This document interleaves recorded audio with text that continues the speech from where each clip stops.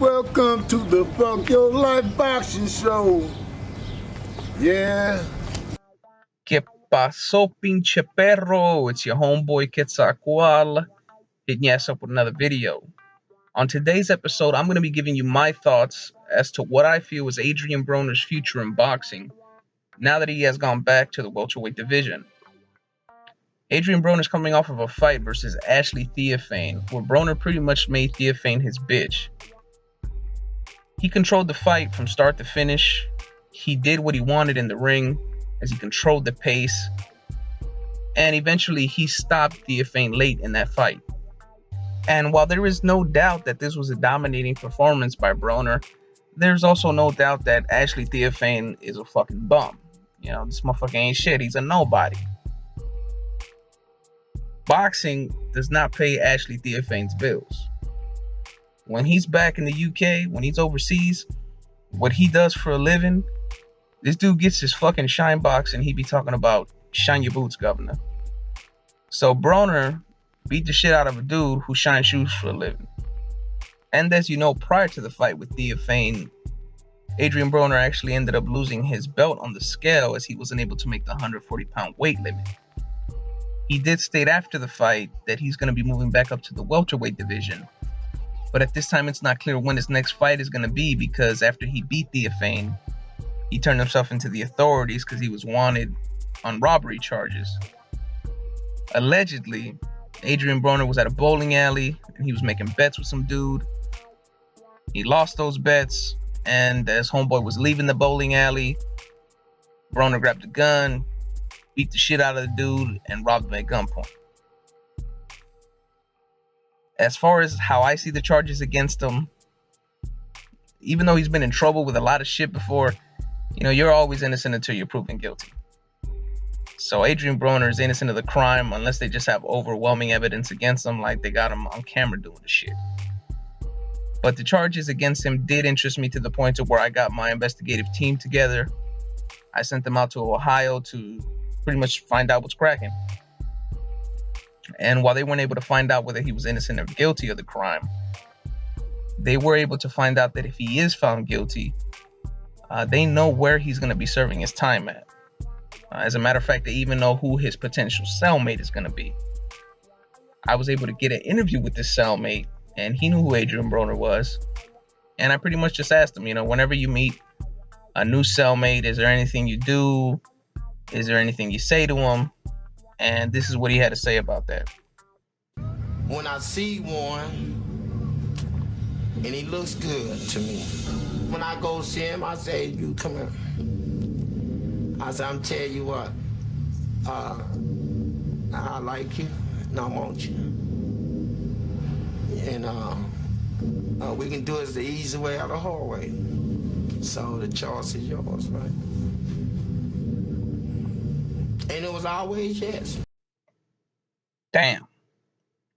For Adrien Broner's sake, I hope that he is found innocent, because in the ring, while he's known as AB about billions, in prison, he's going to be facing another dude that also goes by AB. You know, he about booty. And Fleece Johnson, the booty warrior, he's undefeated in prison. And he ain't ducking nobody. But if Adrien Broner is able to get past his legal problems, Adrien Jaru Broner is going to be facing big problems inside the ring. Because as I've told you in the past, the welterweight division is one of the most stacked divisions in boxing today. So if he's going to make a transition into the 140-pound division, I think he's going to get his ass whooped. Because to be honest with you, as far as Broner is concerned, I think he's a hype job. And I've been saying this for years. I think that he's overrated. I think he's one of the most overrated fighters in the last 25 years. You know, he's a paper champion that was created by Golden Boy and by Al Heyman. And we have seen what happens to Adrien Broner when he decides to step up and fight top-level opposition and not fight these homeless people that we usually see him in the ring with. Like when he fought Marcos Maidana. Maidana completely embarrassed and beat the shit out of Adrien Broner. and expose him for the hype job that he is. Or most recently when he fought Shawn Porter, who also embarrassed the shit out of Adrien Broner, where he outboxed and out-hustled Broner to win an easy decision against him. And these aren't the only times where we've seen Adrien Broner lose. While he only has 2 losses on paper, we've seen other fights where Adrien Broner gets beat, but he somehow miraculously gets a gift decision. Like when he fought Paulie Malignaggi. Malignaggi beat Broner, and Malignaggi was the champion when they fought, but somehow the decision ended up going in Broner's favor. Same thing with Fernando Quintero. Quintero beat him, but Broner ended up getting the win. And with Ponce de Leon, who also beat Broner, but Broner got a gift decision once again. As far as the 2 losses that he does have on paper, against Maidana at 147 and at a catchweight against Shawn Porter, the fanboys have come up with a lot of excuses as to why he's lost those fights. And the main excuse as to why he suffered those losses is because he was fighting at a weight that wasn't his natural weight, that he was fighting at a higher weight than what he naturally weighs. And that's bullshit. And I'm going to tell you why that's bullshit. And this is coming right out of Adrien Broner's mouth. I'm going to show you an audio clip right now. And this is from years ago. This is actually from the Andre Ward versus Chad Dawson weigh-in, where Robert Guerrero confronted Adrien Broner and they were exchanging words, and Robert Guerrero challenged Adrien Broner to a fight at 147. And this was his response to that. I'm about 50 something right now. I mean, I can come down to 47. All right, we'll do 47 then. Let's do it. You know what it is, man. Same shit, different toilet, man. You know, I still got my So you can clearly hear him say, after Robert Guerrero challenges him to a fight at 147, you can hear Broner say that he can come down to 147 because he's at around 150 something at that time. And this was years ago when he said that. And in that video clip where they were talking shit to each other, he doesn't look as big as we've seen him other times where he looked like he got like a little beer belly. So he's probably walking around sometimes at 160 plus. You know, you're just used to seeing him drain himself, dehydrate himself in the same way Chavez Jr. does with that bullshit, and come down to 140. He used to come down to 135 and fight bums and shit. So that whole argument about him losing because 147 wasn't his natural weight, that's bullshit. That shit goes out the window. And I think Broner is fucking with that Sherm, because in a recent interview a couple days ago, Adrien Ja Rule Broner stated that he is the biggest name in boxing today. And when I heard that shit, I was like, what the fuck? Based on what? You're the biggest name in boxing today based on the total amount of revenue that you've generated as a pay-per-view headliner, which is $0? Are you the biggest name in boxing today because of the big victories that you've had over top opposition, which is 0 victories because you got your ass whooped by Maidana and Porter in your biggest fights of your career? I mean, how can you claim to be the biggest name in boxing today? You know, that's like saying you the best, but you have fought nothing but fucking bums. Those are the only people you beat. That's like some Charlie Z type shit, man. But like I said, once Adrien Broner goes back to the welterweight division and he doesn't fight the bums there, you know, the bums like Victor Ortiz, Andre Berto, and Brandon Rios, if he avoids those dudes and he fights the top level opposition there, they're gonna kill his ass. When the top dudes at 147 are done with him, he's gonna end up being a journeyman, a gatekeeper. You know, the dudes that'll whoop his ass, like Shawn Porter. If he has a rematch with Shawn Porter, the first time they fought, it was at a catchweight. If they fight in a rematch at 147, he's probably gonna end up getting dropped a couple times. Keith Thurman will beat the shit out of Adrien Broner.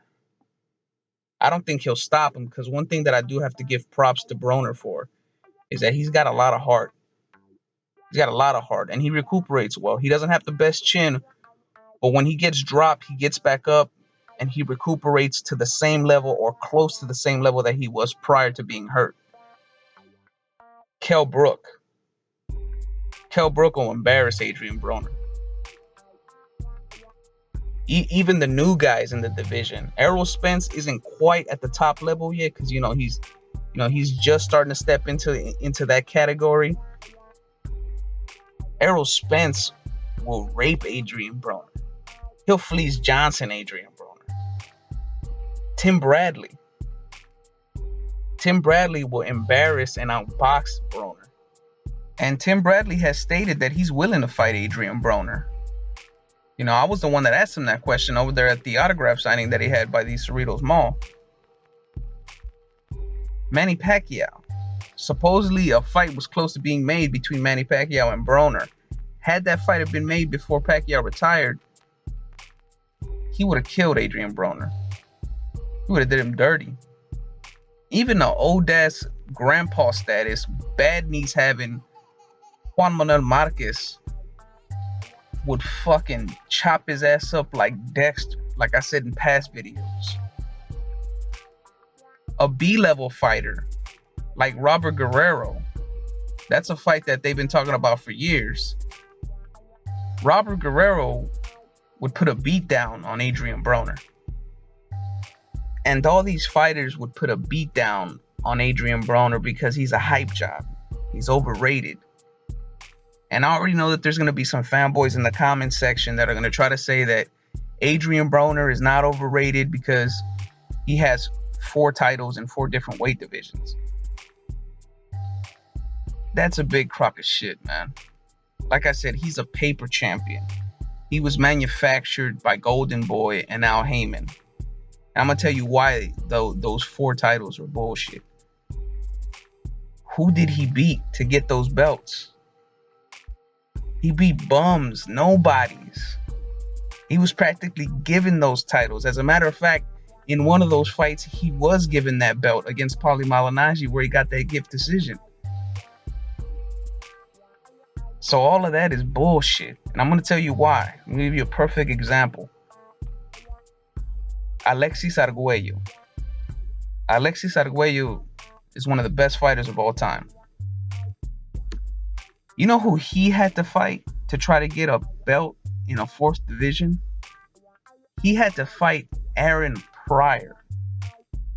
Aaron Pryor is probably one of the best 140-pound fighters of all time. That's who he had to fight to try to get a belt in the 4th division. And he wasn't able to because Aaron Pryor beat the shit out of his ass. But Adrien Broner is a 4-division champion by fighting bums.